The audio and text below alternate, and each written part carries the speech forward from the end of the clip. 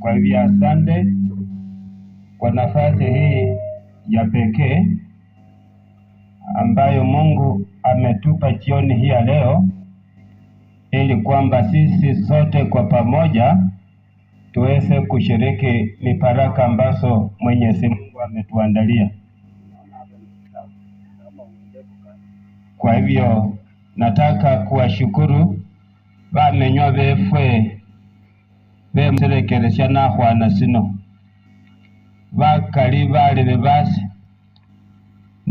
ndinga olingo wefwe nasangalile lukali okhwakana nende bali base ulamanya na lukali saiti mulabona mpaka neza omwana wenywe wasirekerese. Kwa hivyo nimefurahi sana kuja kukaa miguuni pa Yesu ili kwamba tuweze kupokea mibaraka ambazo Mwenyezi Mungu ametuandalia. Nyumbani ni hapa tu Webuye, mahali panaitwa Malaha. Kwa hivyo tunaanza kujuana hatua kwa hatua. Kwa hivyo ninyi ni watu wetu na mimi ni mtoto wenu. Kwa hivyo kuna mengi ambayo tutaweza kuongea kama jamii.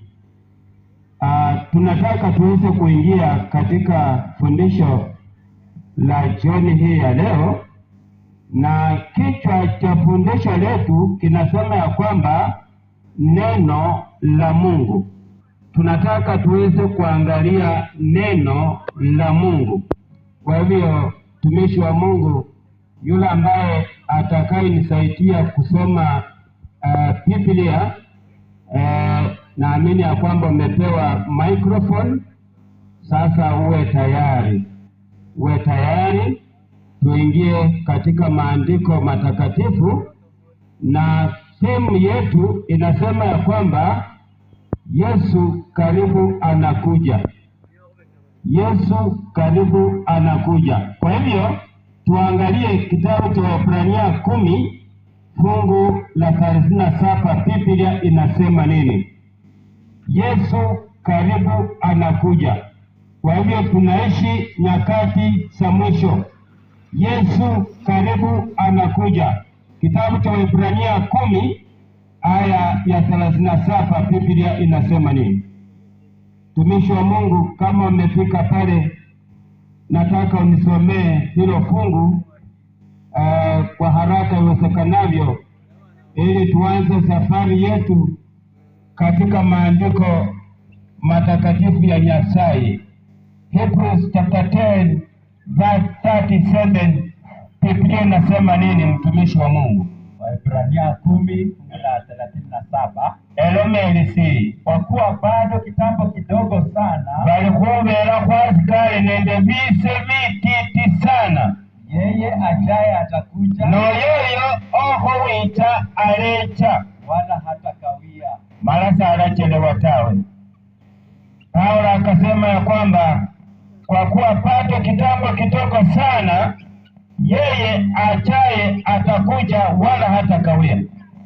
Biblia inazungumzia Yesu, ya kwamba Yesu karibu anarudi tena mara ya pili, na kusudi la Yesu kurudi mara ya pili ni kwamba aweze kutoa wateule wake kutoka katika dunia hii ya dhambi, na moja kwa moja awapeleke katika ufalme wa mbinguni. Ndio sababu Paulo akasema ya kwamba kwa kuwa bado kitambo kidogo sana, yeye ambaye atakayekuja anakuja wala hatakawia. Na ndio sababu bamenywa befwe bale befwe we omwene niye wabona mboko arere liukana kusoko ya na hwana ino nyombo bamenywe bano bose bawulire sauti yewe, mala bose berekeze kukwita kwa Yesu gukola kabiri, mala babe tayari kutana naye mwikulu. And that is why kitabu cha Isaya 58, wacha tuangalie Biblia inasema nini. Ndio ndake ngona msa tukangona khanja kufundisha tandamona tukambenje network. Biblia inasema nini? Kitabu cha Isaya 58 aya ya kwanza inasemaje? Tumishi wa Mungu, Isaya 58 aya ya kwanza, Biblia inasema nini? neno la Mungu linasema, Piga kelele usiwache. Tulia msomaji.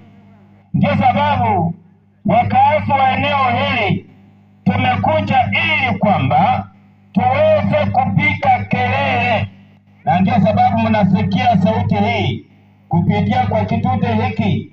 Hii ni kelele ambayo Mungu amekusudia ya kwamba kila mmoja wetu, wakazi wote wa eneo hili wapate kusikia. Alafu akasema nini?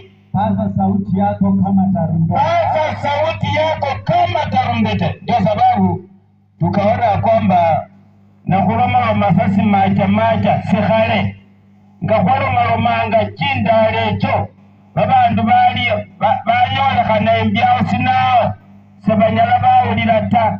Nyomba khulumikhila mutambo kuno so that wakane sauti ino enyala yolela bandu bakali bamenywa bano. Nyombo likhuwa lino lyolane khubabariki mala babe tiyari khukhwakanana nende omwami wefe Yesu Kristo. Na ndio sababu akasema ya kwamba pasa sauti kama tarumbeta. Alafu Wahubiri watu wangu kosa lao. Wahubiri watu wangu kosa lao. Unajua kama bamenywa bano wakazi wa eneo hili, kama wote wangekuwa watakatifu, hatungeweka mkutano huu katika soko hii ya Nahwana.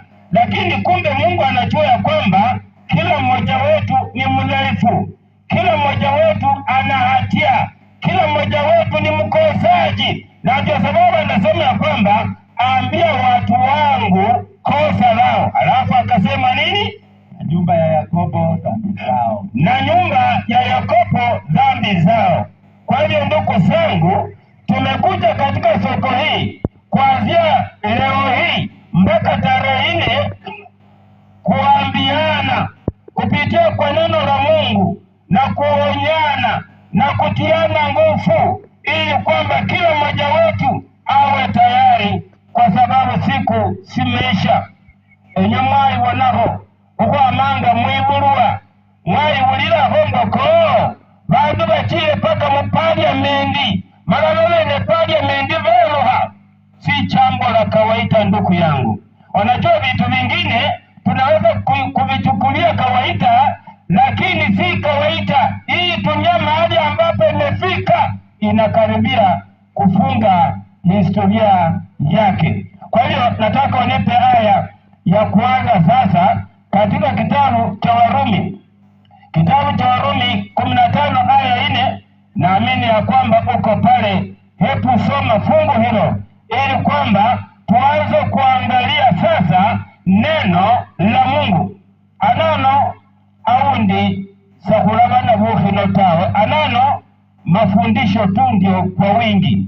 Anolihuwa evangeli niyo evarumika kwa wingi khukhina. Biblia inasema nini mtumishi wa Mungu?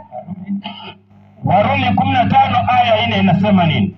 Warumi 15 aya ya 4 neno la Mungu linasema, aya 4 inasema nini? Kwa kuwa yote yaliyotangulia kuandikwa yaliandikwa. Nataka usome kama kuandikwa kihami ya kwamba kumbe Biblia iliandikwa na kusudi la pekee kwa ajili ya mwanadamu.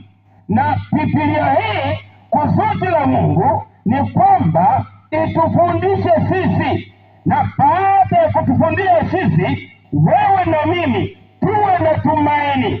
Tumaini hili ambalo linalozungumziwa katika fungu hili, nataka kuambia kwamba halipatikane katika ofisi ya Likuru, wala ofisi ya MCA, wala ofisi ya governor, wala ofisi ya President Ruto. Tumaini hili ambalo linalozungumziwa hapa linapatikana tu katika maandiko matakatifu. Na ndio sababu Paulo akasema ya kwamba hizi zimeandikwa ili kwamba siweze kutufundisha sisi, ili kwa saburi na faraja ya maandiko matakatifu tuwe na tumaini. Tumaini hili ambalo linaloongelewa hapa, ndugu zangu, ni kwamba tunapokuwa na tumaini tutakuwa na ujasiri, tutakuwa na nguvu, tutasimama na ujasiri wote wakati tutakapomuona Yesu akiteremka kutoka mawinguni, akiteremka mawinguni kwa ajili ya kukuchukua wewe na mimi, ili tukaende tukaishi na yeye milele na milele. Na ndio sababu Paulo tena akasema mambo haya katika kitabu cha Timotheo wa pili. Hebu soma sura ya 3 kuanzia fungu la 15. Biblia inasema nini? Timotheo wa pili sura ya 3 kuanzia fungu la 15. Biblia inasema nini, mtumishi wa Mungu? Timotheo wa pili 3:15 inasemaje? Na ya kuwa tangu utoto Tulia msomaji. Na ya kuwa tangu utoto. Na nataka usome kwa njia ya namna hiyo, uangalie koma kama inawezekana, una pause kidogo. Na ya kuwa tangu utoto, alafu umeyajua maandiko matakatifu ambayo yaweza kukuhekimisha, ambayo maandiko hayo matakatifu yaweza kukuhekimisha wewe, alafu hata upate wokovu kwa imani iliyo katika Kristo Yesu. Ndugu zangu, hii ni mambo ya ajabu sana, na uweke kitole pale ndugu yangu, ya kwamba kumbe unaposoma Biblia ya kwamba inakupatia kitu ambacho kinaitwa hekima, wisdom. It gives you wisdom. If you become the reader of the Bible, you receive what we call wisdom. Unapokea hekima, na hiyo hekima inakusaidia wewe kupokea wokovu kwa njia ya imani iliyo katika Kristo Yesu. Bwana asifiwe sana.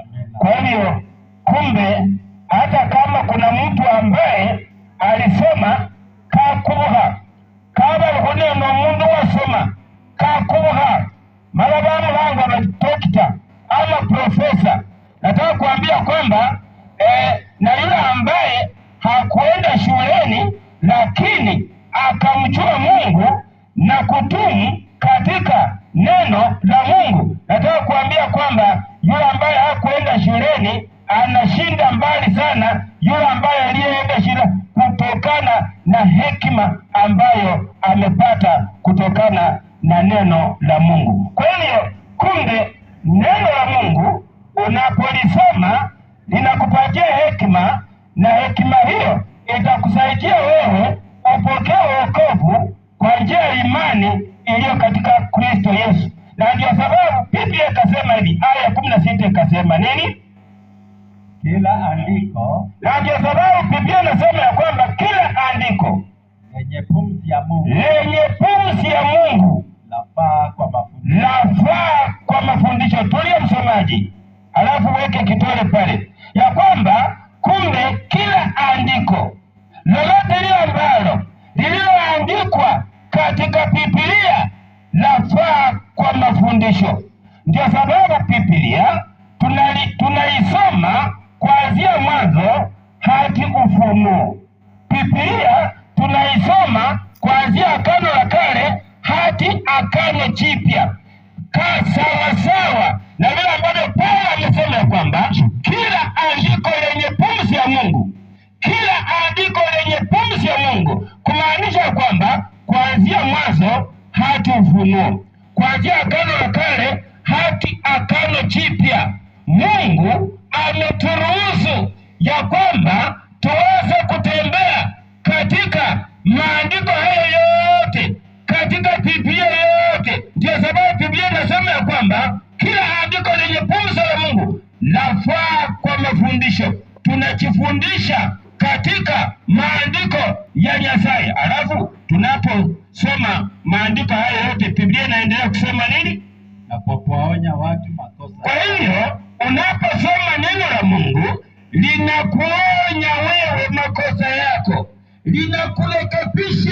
linakurekebisha, linakuonya. Alafu baada ya kuonya, Biblia inaendelea kusema nini? Kwa kuwaongoza, na inatuelekeza sasa.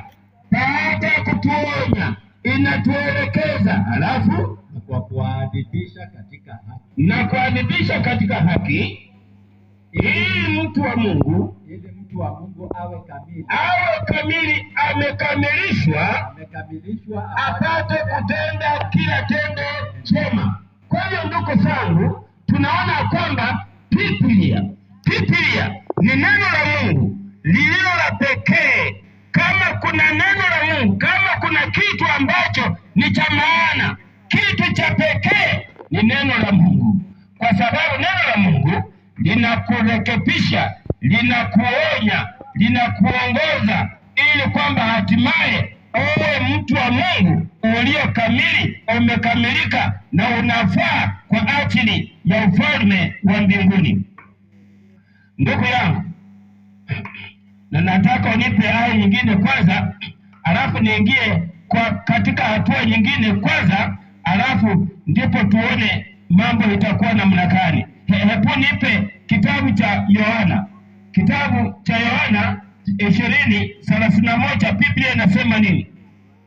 Bana befe lihona lilihokia sana, lilihokia lihona lilihokia mara wewe asima babandu bewe bana hwana kabarerere lihwaliewe mbabana bewe bana hwana bose bolane hulinyola mala lyolane hubakosya lyolane hubombaha malamboko bose bene bulungi mbendalo niyo Yesu aliyechera ruhona biri babenende bunyinda okuba mubolamboko ewe wengene omuwonya wefe yokulindiliranga wecho huyete. Biblia inasema nini? Yohana 20:31. Biblia inasemaje? Ndio hali mwana wefe. Yohana 20:31 inasema nini? Lakini hizi zimeandikwa, lakini Biblia imeandikwa ili mpate kuamini ya kwamba, ili tunaposoma Biblia, ili tupate kuamini ya kwamba Yesu ndiye Kristo. Yesu ndiye Kristo, mwana wa Mungu. Mwana wa Mungu. Na kwa kuamini tuwe na uzima kwa jina lake. Kumbe unaposoma Biblia, Biblia hii inamfunua Yesu. Biblia inamfunua Yesu. Pia Biblia, ndugu yangu, huwezi ukamtambua Yesu, huwezi ukamjua Yesu. Kinachokufunulia wewe ili upate kumjua Yesu aliye mwokozi wetu ni Biblia peke yake. Evangeli yongene. Evangeli niye funula Yesu yehumanye mboko Yesu hanekecha hubera upungufu wewe mara kakufira kumusalaba. Evangeli yongene niye efunula mwokozi wewe Yesu Kristo aliyekuja kutufilia msalabani mwaka 31 pale Kalvari, ili wewe na mimi tuweze kuwa na tumaini la kuendelea kuishi tena.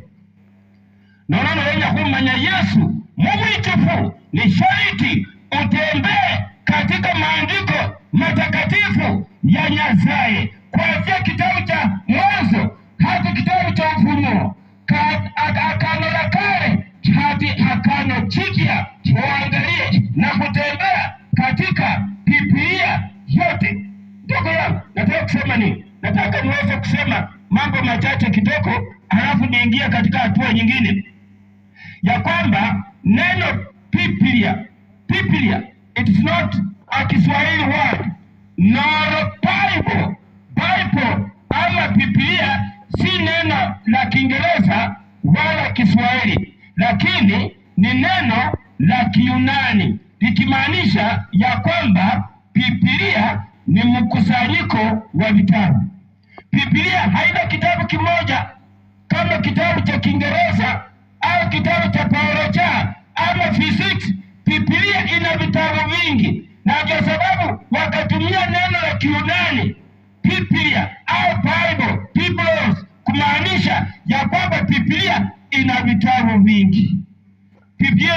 vitabu vingi.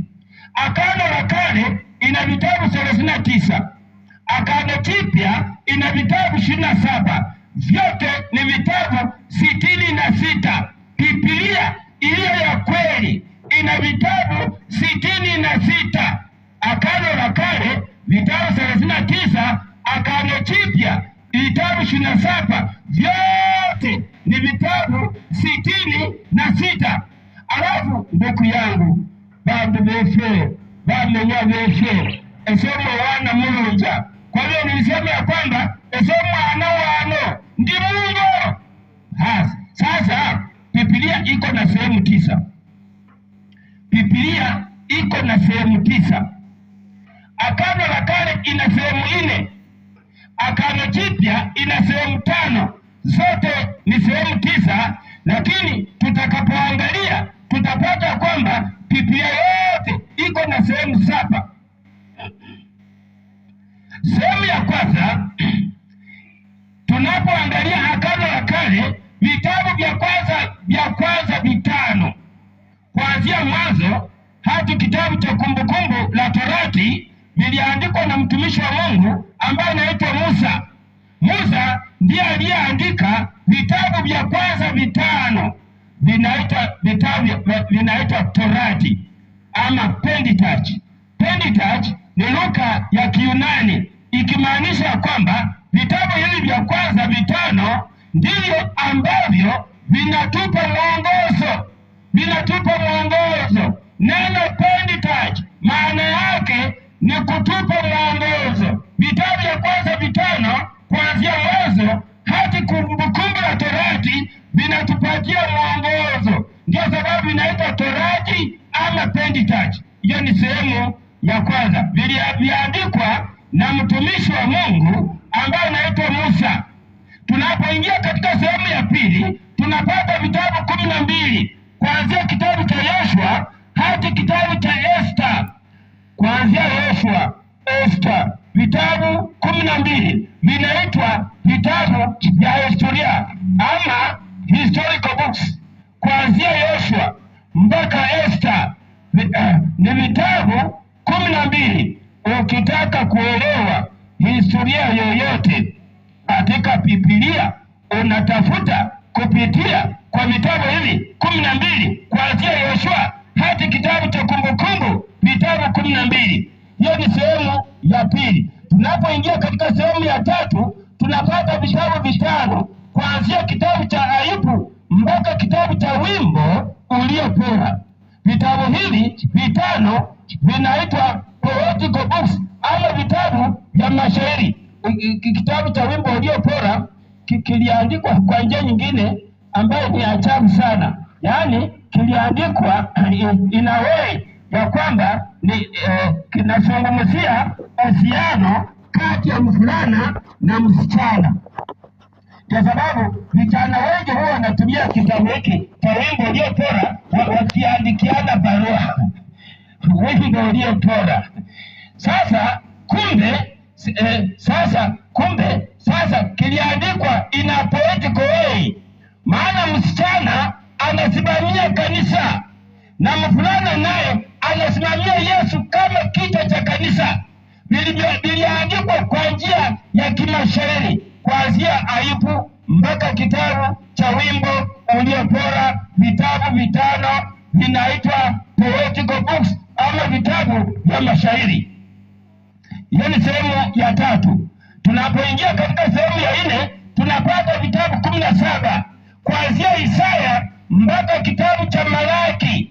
Vinaitwa prophetical books, vitabu vya unabii. Vitabu 17 kuanzia Isaya mpaka Malaki, vitabu 17. Na ndio sababu ndugu yangu, nataka kuambia kwamba Mungu aliweza kuweka vitabu hivyo ili unaposoma upate mambo ambayo yaliyotokea kule nyuma, yale ambayo yaliyopo wakati huu na yale ambayo yatakayokuja katika siku za usoni. Unabii humosi. Wakati mwingine huwa anacheka ati mtu ati sasa anajifanya kuwa nabii na anakuambia kwamba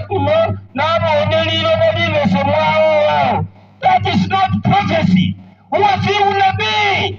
Unabii unatafuta unabii kuanzia kitabu cha Isaya, yale maneno ambayo Mungu aliyoongea kupitia kwa manabii wa wakati ule, na maneno ambayo yaliyokuja kutimia. Mengine yako karibu kutimia, lakini ukiambia mtu ati nimeona mchanga mwekundu, sasa wewe ni nabii wa uongo, wewe usemi ukweli. Sema sawa sawa na vitabu hivi 17 kuanzia Isaya mpaka kitabu cha Malaki, mambo ambayo Mungu mwenyewe aliweza kuyazungumzia kupitia kwa watumishi wake manabii, wakina Danieli, wakina Isaya, wakina Yeremia, wakina Mika, wakina Amos, wakina Joeli na wengine.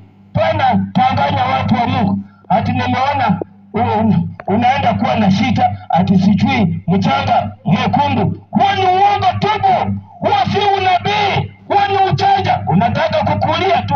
Hiyo ni njia ya kukulia watu wa Mungu.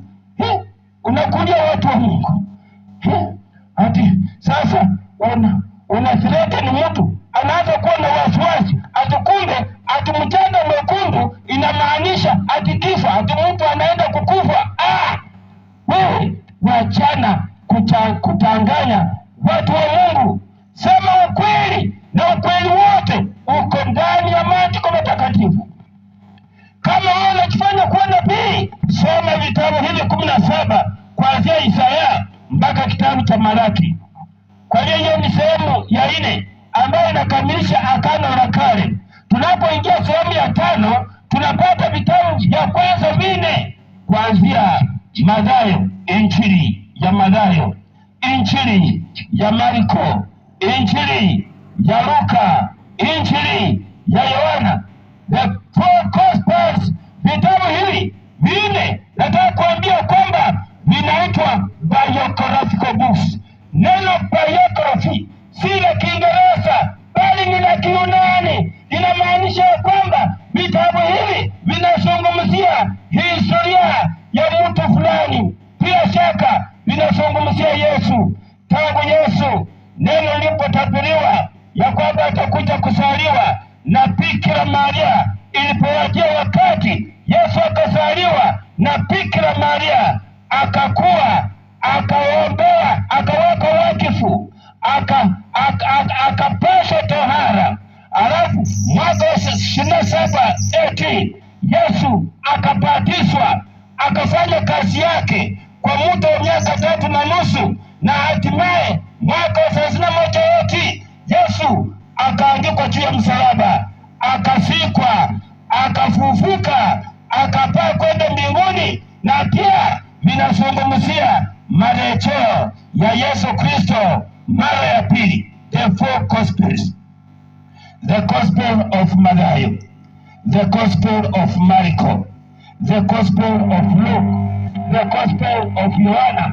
Hii ni vitabu ambavyo vinazungumzia maisha ya Yesu, kuzaliwa kwa Yesu, kupashwa tohara kwa Yesu, kuwekwa wakifu kwa Yesu, kubatizwa kwa Yesu, kufanya kazi kwa Yesu, kusulubishwa kwa Yesu, kuzikwa kwa Yesu, kufufuka kwa Yesu, kupaa na kuchaa kwa Yesu Kristo mara ya pili. Ndio sababu nilitangulia kusema ya kwamba simu yetu katika wiki hii tutakuwa na zungumzia kurudi kwa Yesu Kristo mara ya pili. Ndio sababu tulisoma kitabu cha Waebrania 10:37, Paulo akasema kwamba kwa kuwa bado kitambo kitoko sana, yeye ajaye atakuja wala hatakawia. Yazi kale visa vititi no yoyo ohowicha arocha na zalachelewata. Huyo ni Yesu Kristo ambaye anazungumziwa, na ndio sababu Mungu akapanga mkutano wa Injili katika soko hii ya Nahwana, ya kwamba watu wake Wanahwana, wakaazi wa eneo hili wapate kusikia sauti ya Mungu kupitia kwa maandiko yake mtakatifu, ili nao pia wawe tayari, kwa sababu Yesu karibu anarudi mara ya pili kuchukua wateule wake na kuwapeleka mbinguni. Bwana asifiwe sana. amahua kano na amahua makongo kabisa. Hiyo ni kikisi ya kwamba maneno haya si maneno ya kawaida, ni maneno mazito sana. Kwa hiyo sasa kuanzia Mathayo mpaka Yohana ni vitabu vine ambavyo vinaitwa biographical books, kwa sababu vinazungumzia maisha ya Yesu tangu kuzaliwa kwake na kurudi kwake mara ya pili. Hiyo ni sehemu sasa ya 6. Sehemu ya 7 tuna kitabu kimoja ambacho kinaitwa Matendo ya Mitume. Kitabu cha Matendo ya Mitume ni cha historia. Hiyo ni sehemu ya 6. Tunapoangalia sehemu ya 7 tuko na vitabu 14 kuanzia Warumi mpaka kitabu cha Waebrania. Ni vitabu 14 vinaitwa epistle books. Neno epistle ni la Kiyunani, linamaanisha barua ama nyaraka za mtume Paulo. Sasa wanatumia neno epistle books, maana yake ni barua za mtume Paulo. Paulo ndiye aliyeandika vitabu vingi katika Biblia, vitabu 14 kuanzia Warumi hadi kitabu cha Waebrania viliandikwa na mtume Paulo. Sasa hiyo ni sehemu ya 7. Tunapoingia katika sehemu ya 8 tunapata vitabu 7 kuanzia Yakobo mpaka kitabu cha Yuda. Ni vitabu 7. Vitabu hivi 7 vinaitwa general letters.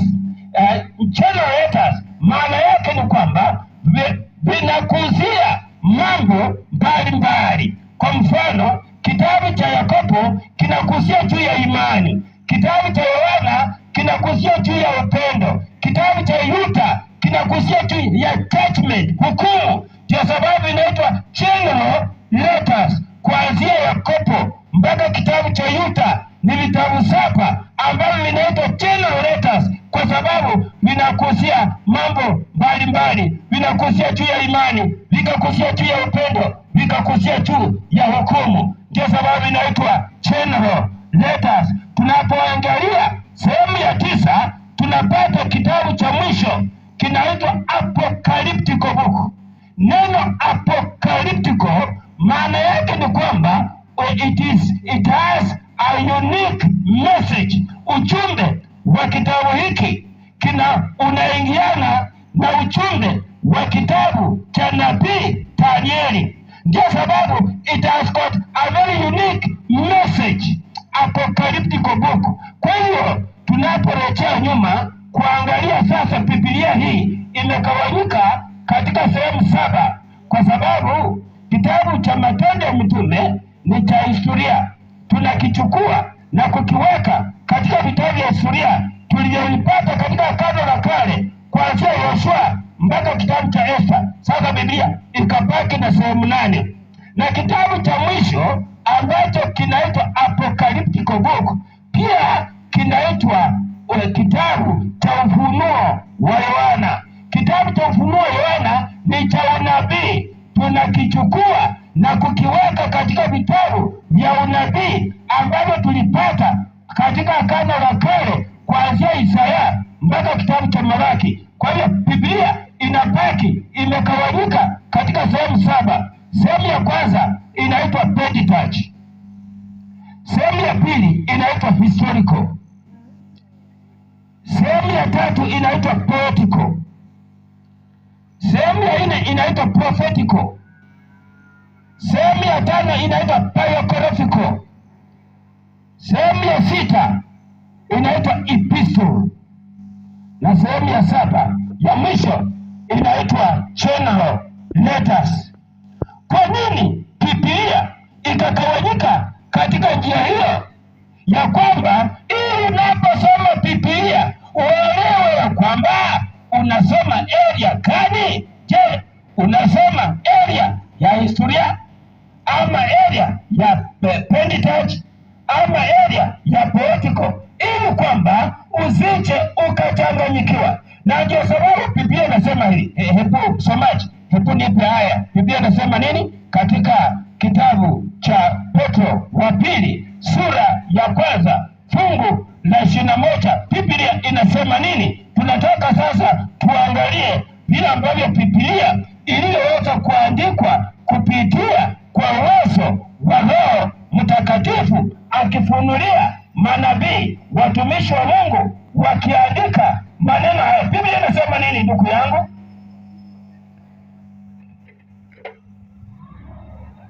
I hope you are there. You have to be very, very key. 2 Peter chapter 1 verse 21. Biblia inasema nini? Alafu omwana omulonja undele kameji kali mukarumomo kameji kaolele hachupa halala timakangosi ni mraka. Sante.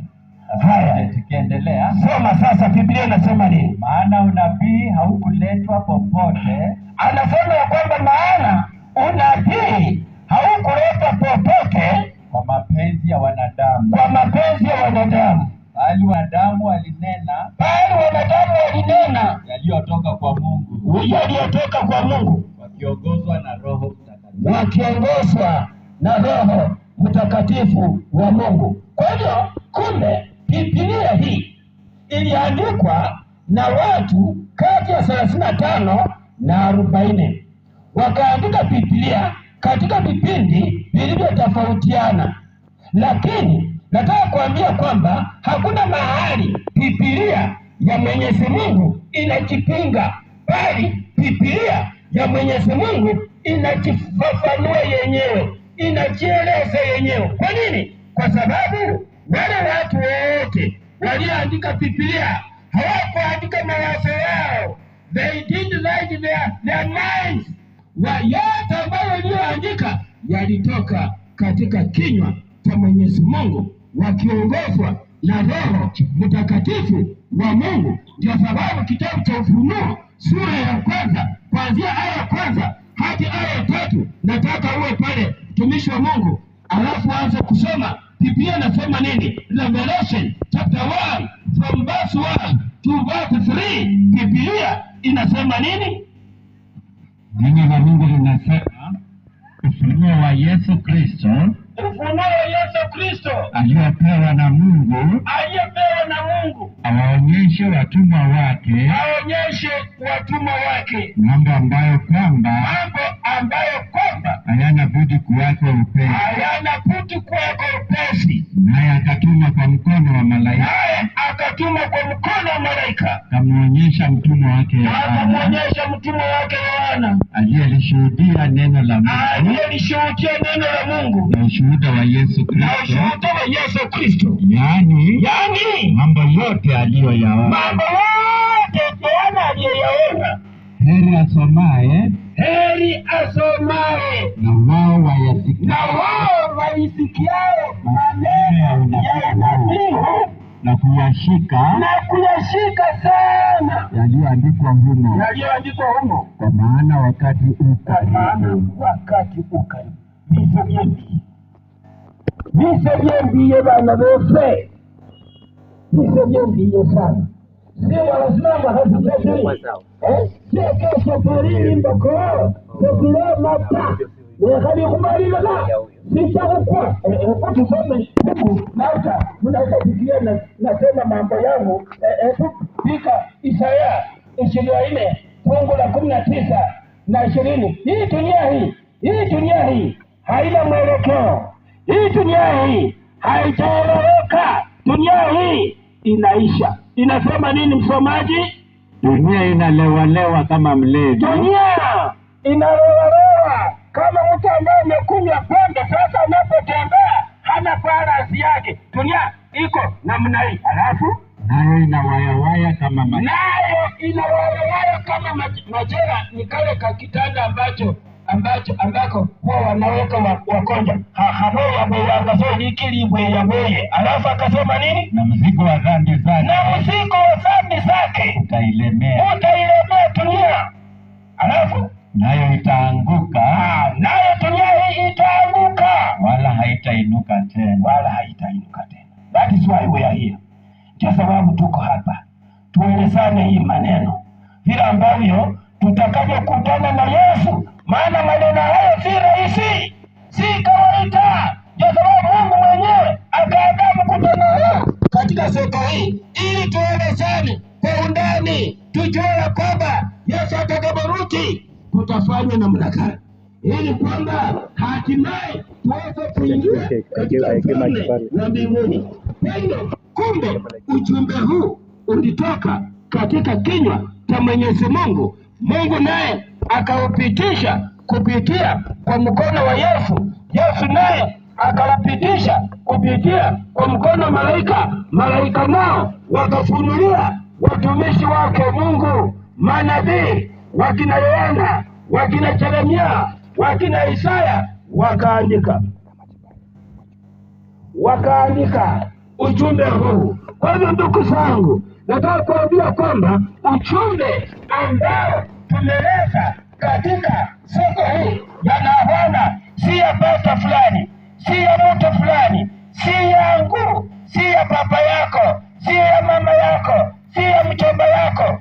Ujumbe ambao tumeleta katika siku hii ya Nahwana ni ujumbe wa Mwenyezi Mungu ambao ulitoka katika kinywa chake, akaupitisha kupitia kwa mkono wa Yesu. Yesu naye akaupitisha kwa mkono wa malaika. Malaika nao wakafunulia watumishi wake Mungu, manabii, wakaandika.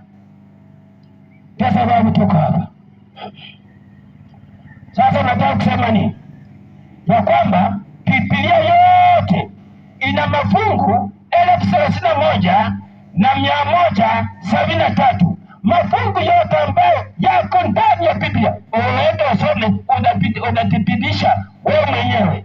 Wewe mwenyewe utakuwa shahidi. Usome, ukalie, upekue mafungu yote kuanzia Mwanzo hadi Ufunuo, Agano la Kale yote mpaka Agano Jipya, utapata mafungu 31,173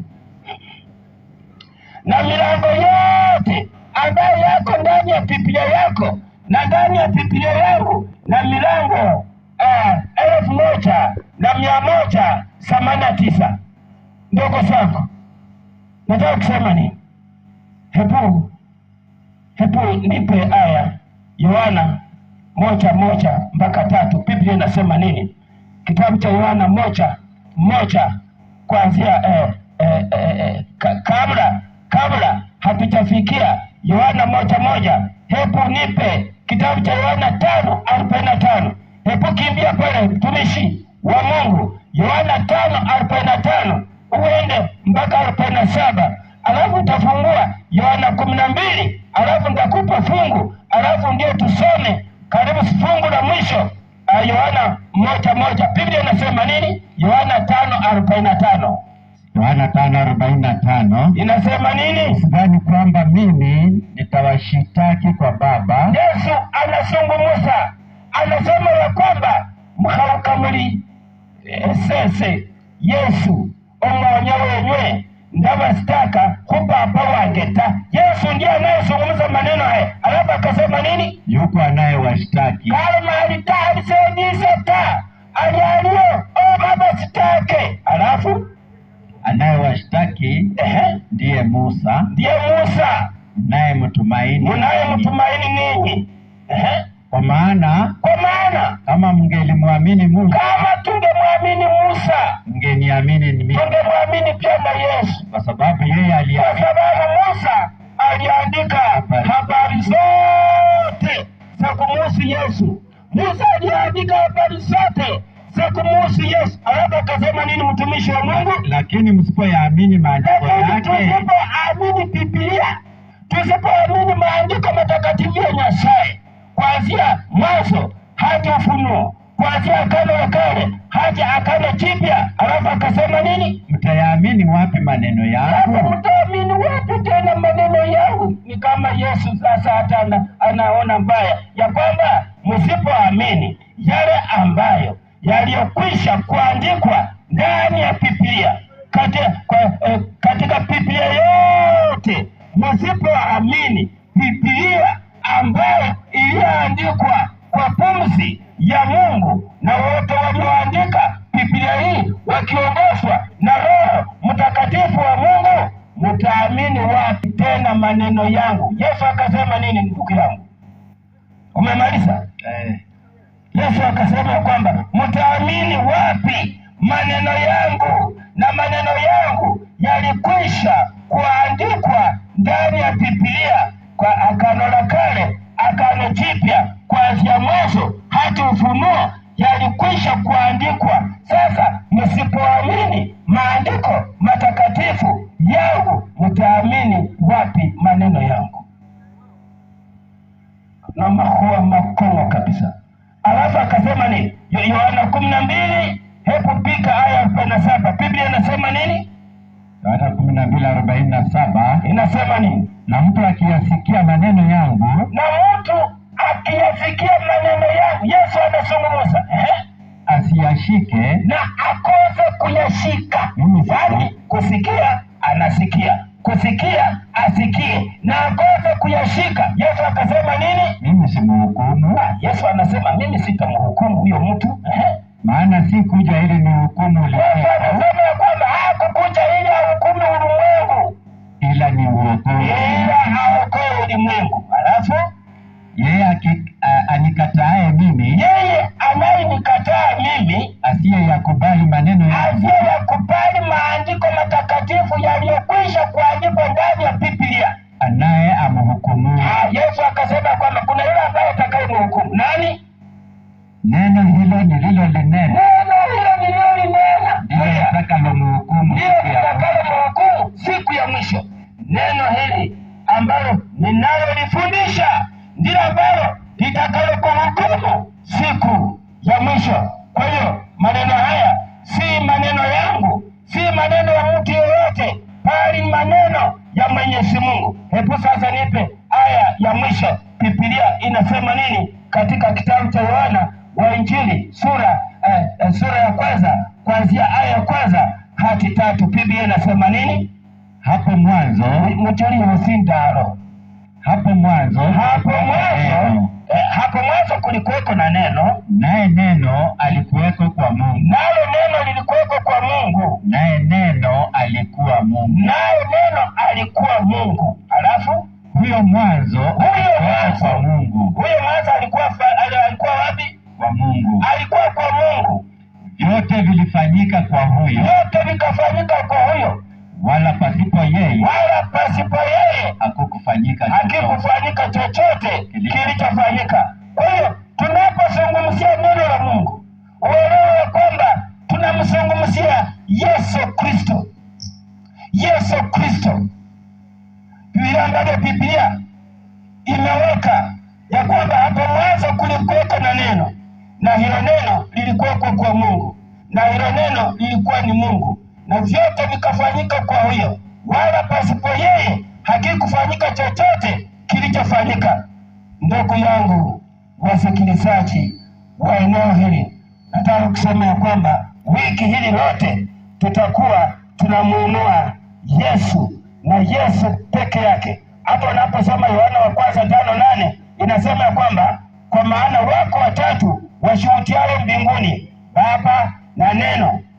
Nafasi ya neno unaweka Yesu na Roho Mtakatifu, na watatu hawa ni umoja. Kwa hiyo tunapozungumzia neno la Mungu ambalo ndilo ambalo tutakalozungumzia wiki mzima, uelewe kwamba tutakuwa tunamuinua Yesu na Yesu peke yake, na huyu Yesu ndiye ambaye tunayemtazamia kurudi kwake mara ya pili atuchukue. Maana dunia hii imekuwa mbovu, dunia hii imechanganyikiwa, dunia hii imeharibika kwa kiwango kikubwa sana. Tunatazamia huyu Yesu angelikuja atuchukue, atupeleke mbinguni, kwa sababu hapa duniani hakuna uzuri. Hapa duniani ni shida peke yake. Hapa duniani ni vile tu. Hapa juzi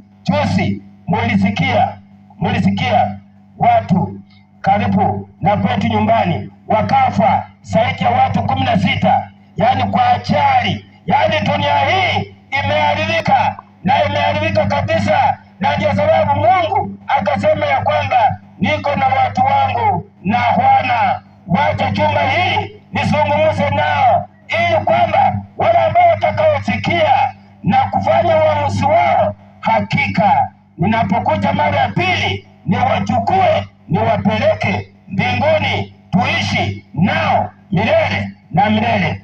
Hebu liwe ndilo ombi la kila mmoja wetu, ya kwamba tutapokuwa tunaishi katika ulimwengu huu, lakini ni ulimwengu ambao umepotoka, ulimwengu ambao umeharibika.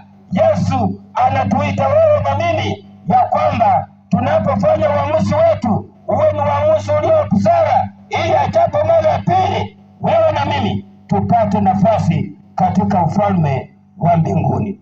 Ningependa nimpishe Mchungaji Mix ache afunge na maombi, akikaribisha mtumishi wa Mungu akitubariki na neno la Mungu, ndipo tuweze kwenda nyumbani. Kesho pia ni siku mchuliozi endaruni. Karibu sana. Basi na tuombe. Baba wetu na Mungu wetu tupendaye, tunakushukuru kwa sababu ya kutupenda sisi, ili ya kwamba siku moja tuwe nawe katika uzima wa milele. Neno lako ambalo linakuja kwetu kwa njia ya kipekee linatusihi sana tupate kuitikia ukombozi ambao ulileta kwa njia ya msalaba. Hivyo basi tutunze na utupatie usikifu ulio bora, ili kwamba Mungu tupate kuwa na ufahamu unaotuelekeza katika tumaini. Dunia inapoyeyuka na kupotoka, wewe leta hekima yako, ili tuweze kuwa na uamuzi katika jamii ulio mzuri. Tuweze kuwa na uamuzi katika masuala ambayo inahitajika. Tuweze kuwa na uamuzi kwa sababu ya kukuitikia wewe Bwana wetu. Hivyo basi jioni ya leo, habari hii itusaidie kufanya upendo pamoja nawe, kulipenda neno lako, kupenda ufalme wako, kupenda jina lako, kwa maana wewe ni Bwana wetu. Asante kumleta Yesu ili aweze kufa msalabani kwa ajili ya dhambi zetu na makosa yetu, na kwa kifo chake sisi tumepona. Bariki mtumishi ambaye amenena nasi, na wote ambao wamesikia sauti hii watunze tena, wahifadhi kwa sauti nyingine ambayo inaingia sasa, ili ya kwamba Mungu matumaini yaweze kuwa pamoja nasi. Bariki wote ambao Mungu unawahitaji, wote ambao ni wagonjwa Mungu wabariki na watunze kwa afya nzuri. Wote ambao Mungu wamekata tamaa pia wahimize, ili kwamba wapate nguvu katika tumaini ya ufalme wako. Asante kwa sababu utatuchenga tena kwa neno hili hiyo kesho, na kwa neno ambalo mtumishi anakuja kunena. Mungu mbariki, utumie kama chombo tu kutuelekeza katika ufahamu wa kipekee na ushindi kwa dhambi. Ndilo ombi letu kwa jina la Yesu Kristo mkombozi wetu. Amina.